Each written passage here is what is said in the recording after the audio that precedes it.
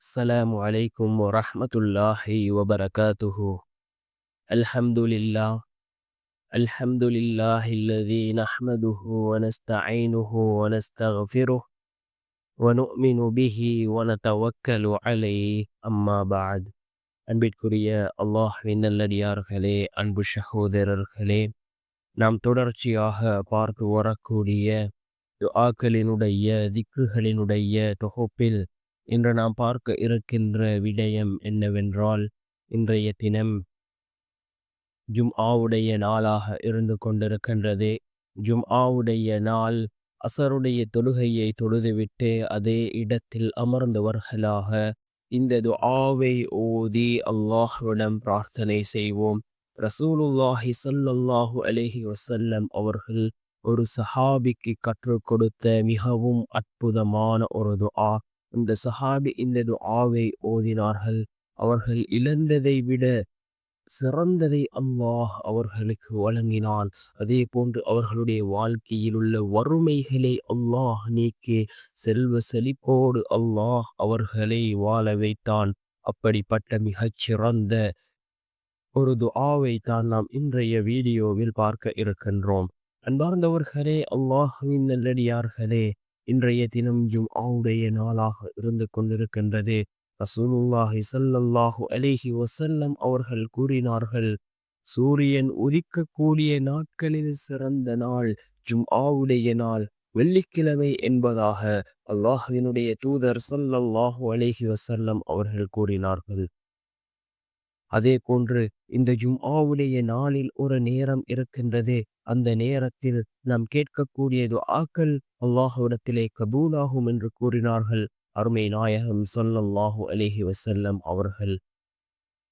அதிகமான இமாம்களினுடைய கருத்து என்னவென்றால், அந்த நேரம் அசருக்கு பின்னால் உள்ள நேரம், அசருக்கும் மகரிபுக்கும் இடைப்பட்ட ஒரு நாளினுடைய கடைசி நேரம் என்று அதிகமான இமாம்கள் குறிப்பிடுகிறார்கள்.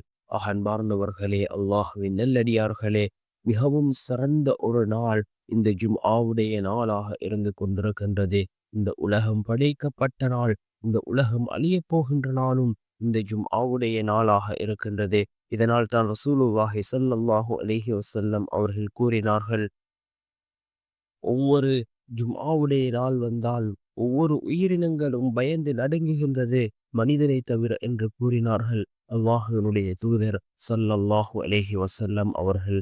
அன்பார்ந்தவர்களே, அல்லாஹ்வின் நல்லடியார்களே, இந்த ஜும்ஆவுடைய நாளுக்கு இன்னும் ஏராளமான சிறப்புகளை ரசூலுல்லாஹி ஸல்லல்லாஹு அலைஹி வஸல்லம் அவர்கள் கூறியிருக்கிறார்கள். நாம் இந்த ஜும்ஆவுடைய நாளில் ரசூலுல்லாஹி ஸல்லல்லாஹு அலைஹி வஸல்லம் அவர்கள் மீது தலவாத் சொல்வது மிகச்சிறந்த ஒரு அமலாக இருந்து கொண்டிருக்கின்றது.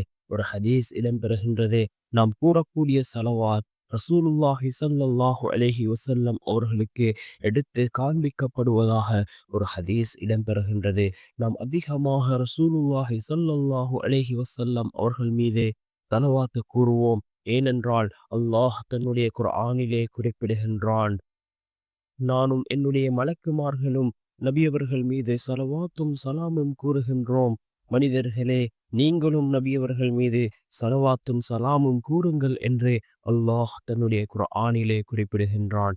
அன்பார்ந்த சகோதரர்களே, அல்லாஹ்வின் நல்லடியார்களே, இந்த அளவுக்கு சிறந்த ஒரு விடயம் நாம் நபியவர்கள் மீது ஸலவாத் கூறுவது. ஆகவே நாம் அதிகமாக நபியவர்கள் மீது ஸலவாத் கூறுவோம்.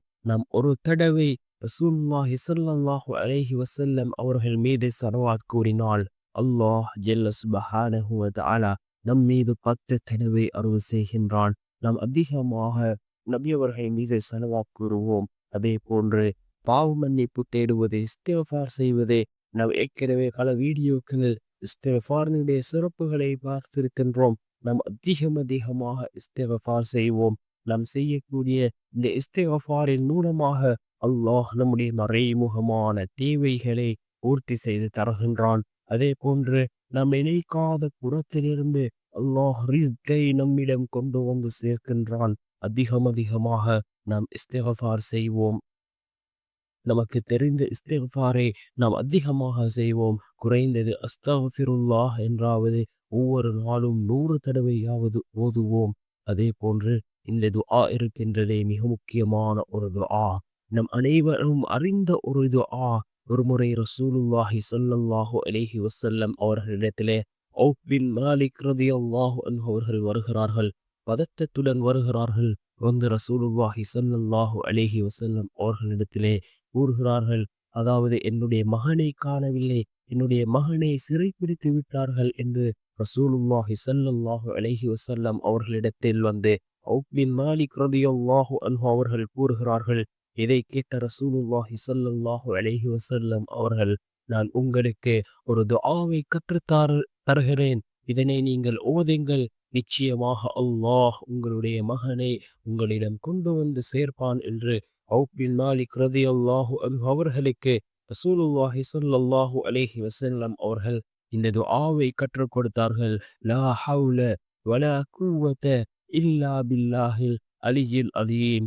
லா ஹவுல வலா குவத இல்லா பில்லாஹில் அலியுல் அலீம் என்ற இந்த துஆவை ரசூலுல்லாஹி ஸல்லல்லாஹு அலைஹி வஸல்லம் அவர்கள் ஔஃப் பின் மாலிக் ரலியல்லாஹு அன்ஹு அவர்களுக்கு கற்றுக் கொடுத்தார்கள். அவர்கள் சென்று, அதாவது வீட்டிலே சென்று மனைவியிடமும் இந்த துஆவை கூறினார்கள். நான் ரசூலுல்லாஹி ஸல்லல்லாஹு அலைஹி வஸல்லம் அவர்களிடம் கூறிய பொழுது இந்த துஆவை கற்றுத் தந்தார்கள். லா ஹவுல வலா குவத இல்லா பில்லாஹில் அலியுல் அலீம் என்ற இந்த துஆவை ரசூலுல்லாஹி ஸல்லல்லாஹு அலைஹி வஸல்லம் அவர்கள் கற்றுத் தந்தார்கள். இதனை ஓதுவோம் என்று இருவரும் அன்றைய நாள் இரவு முழுவதும் இதனை ஓதினார்கள். காலை வேளையை அடைகின்ற பொழுது இவர்களுடைய மகன் மாலிக் ரலியல்லாஹு அன்ஹு அவர்கள் இவர்களுடைய வீட்டின் கதவை தட்டுகிறார்கள். அதனை பார்த்த ஔஃப் பின் மாலிக் ரலியல்லாஹு அன்ஹு அவர்கள் அந்த கதவை திறந்ததும் தன்னுடைய மகனை பார்த்த சந்தோஷத்தில் அவரை கட்டி தழுவுகிறார்கள். அதன் பின் பார்த்தால் அவர் ஒரு ஆட்டு மந்தையுடன் வந்திருக்கிறார். அப்பொழுது நடந்தவற்றை கேட்ட பொழுது அவர்கள், அதாவது சிறை பிடித்தவர்கள் மது அருந்திய நேரத்தில் நான் அங்கிருந்து வந்தேன், வரக்கூடிய நேரத்தில் இந்த ஆட்டு மந்தையையும் நான் கொண்டு வந்தேன் என்று மாலிக் ரலியல்லாஹு அன்ஹு அவர்கள் தன்னுடைய தந்தையிடம் கூறுகிறார்கள். இதனை கேட்ட ஔஃப் பின் மாலிக் ரலியல்லாஹு அன்ஹு அவர்கள் ரசூலுல்லாஹி ஸல்லல்லாஹு அலைஹி வஸல்லம் அவர்களிடம் நடந்தவற்றை கூறுகிறார்கள். ரசூலுல்லாஹி ஸல்லல்லாஹு அலைஹி வஸல்லம் அவர்கள் இதை கேட்டுவிட்டு கூறுகிறார்கள், உங்களுடைய இந்த விடயத்திற்காக ஒரு குர்ஆனினுடைய வசனமே இறங்கி இருக்கின்றது என்று ரசூலுல்லாஹி ஸல்லல்லாஹு அலைஹி வஸல்லம் அவர்கள் கூறுகிறார்கள்.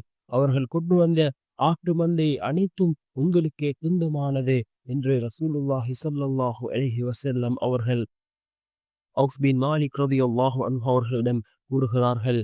அதாவது நீங்கள் ஓதிய இந்த துஆவின் மூலமாக அல்லாஹ் உங்களுடைய குழந்தையையும் மீட்டு தந்தான், அதே போன்று உங்களுடைய வறுமையையும் அல்லாஹ் நீக்கினான்.